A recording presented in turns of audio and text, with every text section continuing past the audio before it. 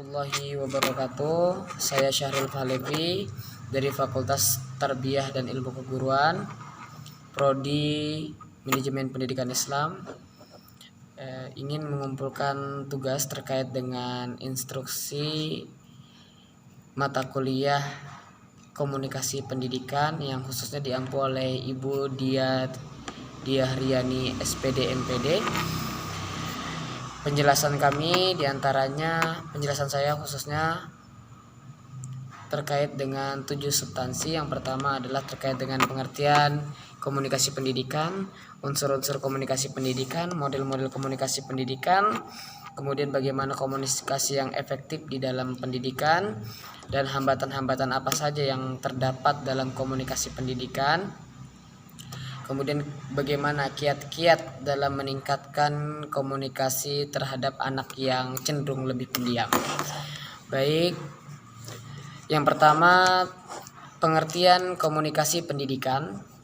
Banyak sekali definisi-definisi terkait dengan komunikasi pendidikan yang didefinisikan secara rinci, baik dari definisi komunikasinya, kemudian definisi pendidikannya, sehingga didefinisikan secara keseluruhan, singkatnya dan sederhananya. Komunikasi pendidikan adalah komunikasi yang terjadi di dalam suasana pendidikan, sehingga dapat disimpulkan secara sederhana, komunikasi pendidikan adalah komunikasi yang terjadi di dalam pendidikan. Oke. Kemudian yang kedua adalah fungsi daripada komunikasi pendidikan itu sendiri. Banyak sekali fungsi-fungsi yang terdapat di dalam pendidikan, fungsi-fungsi komunikasi pendidikan. Di antaranya ada 3 secara pokok, yakni fungsi menyampaikan informasi. Tentunya di dalam fungsi komunikasi yang paling penting adalah fungsi dalam menyampaikan informasi. Kemudian fungsi mendidik, karena sifatnya atau konteksnya di dalam pendidikan, maka komunikasi yang berfungsi terutama adalah mendidik. Kemudian komunikasi yang terakhir adalah fungsi menghibur. Komunikasi tidak melulu hanya berkomunikasi secara monoton, tetapi fungsi komunikasi juga dapat menghibur, memberikan hiburan terhadap seseorang yang menerima informasi. Kemudian yang ketiga adalah unsur-unsur komunikasi. Unsur-unsur komunikasi ini banyak sekali dari pakar komunikasi yang menjelaskan sebagaimana unsur-unsur komunikasi itu sendiri. Namun di sini saya jawab ada beberapa yang kami kumpulkan dan kami persingkat. Di antaranya yang pertama, unsur-unsur komunikasi itu adalah sumber informasi. Tentu dalam menyampaikan komunikasi, yang pertama adalah sumber informasi, apa yang ingin dijadikan informasi. Kemudian yang kedua adalah pesan, isi daripada informasi itu sendiri. Setelah pesan, tentunya tidak lepas daripada saluran atau media. Perlu adanya media untuk menunjang komunikasi itu agar berlangsung secara efektif dan efisien. Kemudian jelas terdapat penerima pesan, dan yang terakhir adalah efek atau timbal balik daripada pesan yang disampaikan. Itulah kelima daripada unsur-unsur komunikasi.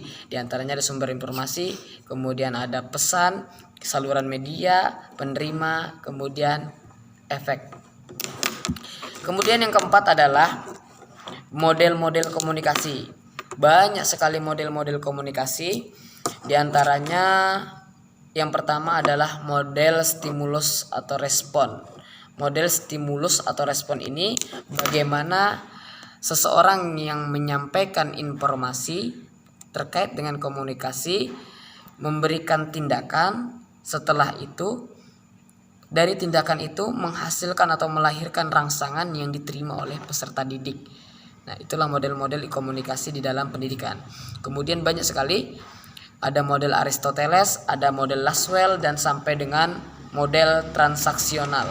Namun ketika ditanya model yang mana yang lebih tepat untuk berkomunikasi di dalam pendidikan, hal ini dapat saya jawab dan saya simpulkan bahwasannya dari model-model yang banyak itu terdapat satu model yang sekiranya efektif, yaitu model stimulus. Bagaimana seorang guru memberikan rangsangan, memberikan sesuatu yang menarik, kemudian ditangkap dan diterima dan direspon oleh peserta didik sehingga terjadilah proses komunikasi di dalam pendidikan.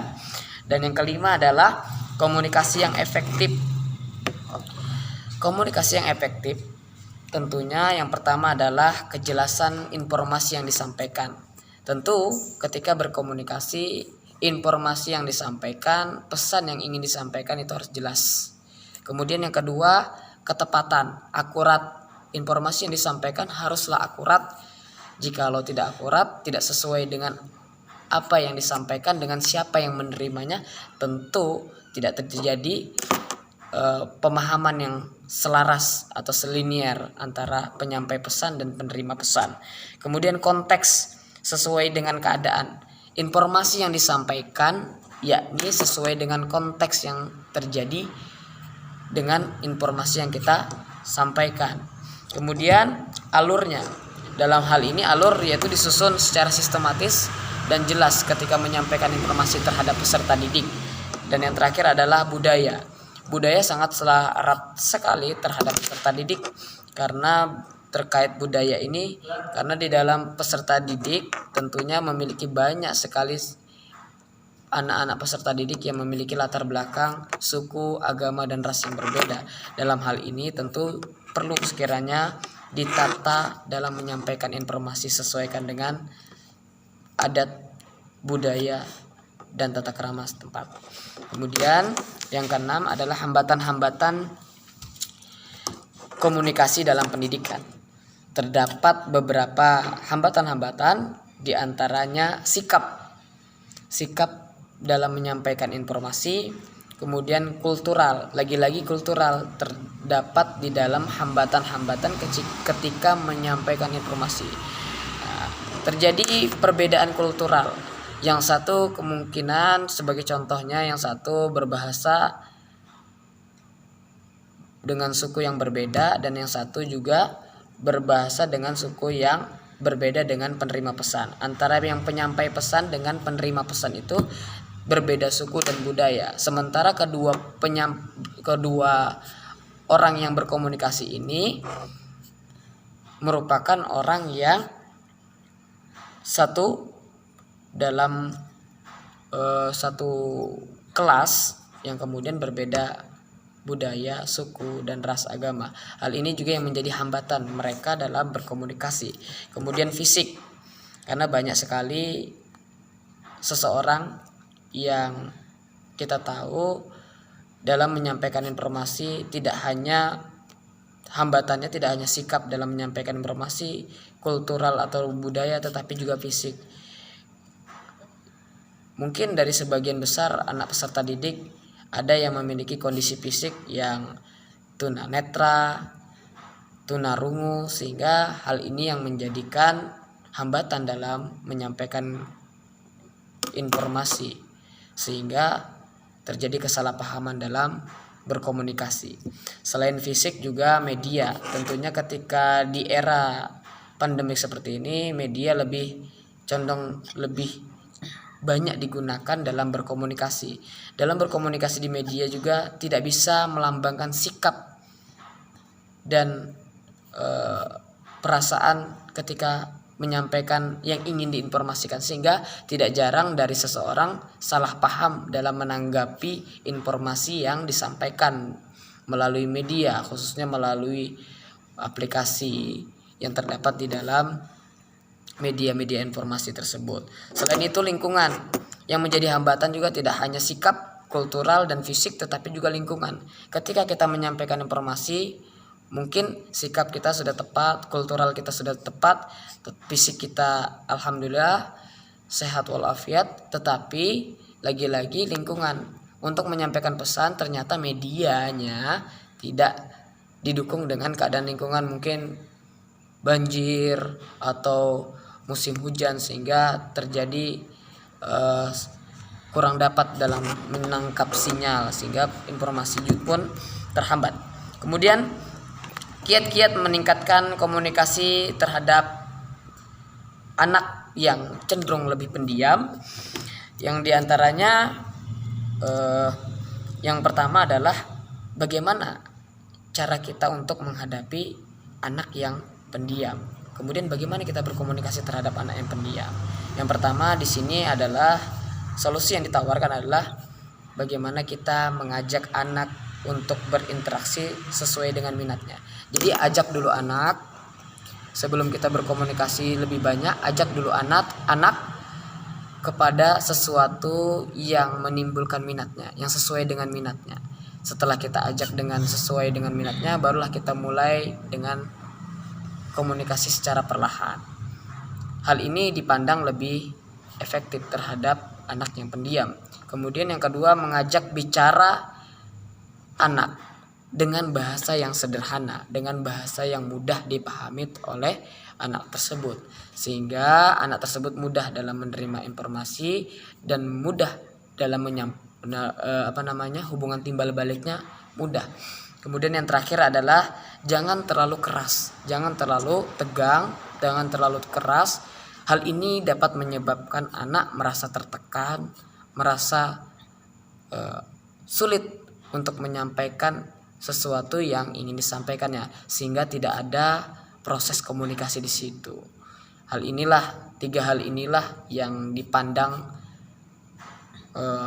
sebagai kiat-kiat yang meningkatkan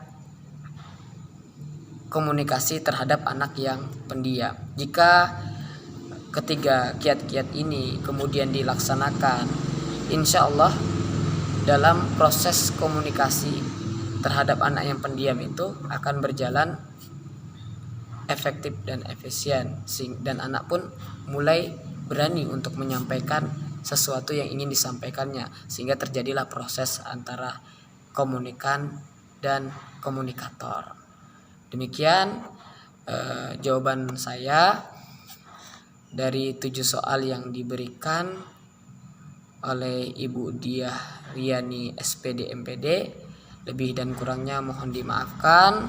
Kekurangan datangnya dari saya pribadi, dan kelebihan khususnya datangnya dari Allah Subhanahu wa taala. Wa afu minkum, wabillahi taufiq wal hidayah, wa ridha wa inayah. Assalamualaikum warahmatullahi wabarakatuh.